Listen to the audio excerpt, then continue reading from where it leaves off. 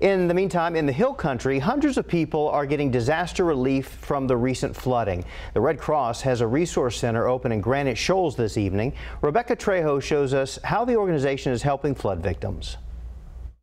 The Red Cross will be here at the Granite Shoals First Baptist Church until about 7 in the evening. The organization also tells me it's helped about 410 people in the Hill Country region so far due to the recent flooding.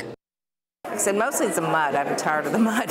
Lynn Heichel's home, like so many others, was flooded earlier this month. At times, you know, you sit down and cry, and then you feel a little better. Her house in Granite Shoals had about 1 to 2 feet of water inside. Heichel's car also flooded. She's at the Red Cross to get some help. Just that everything was destroyed. I don't know. The Red Cross has completed about 1,300 damage assessments of homes in the Hill Country in the last 2 weeks. It also opens resource centers with help from other agencies like the Austin Disaster Relief Network, Catholic Charities, and the Salvation Army.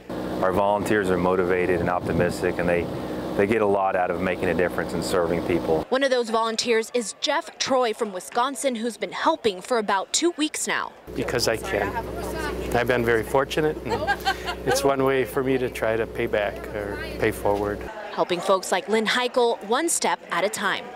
The Red Cross tomorrow will have a resource center open at the Boys and Girls Club of Marble Falls from 10 in the morning to 7 in the evening. Reporting in Granite Shoals, Rebeca Trejo, KVUE News.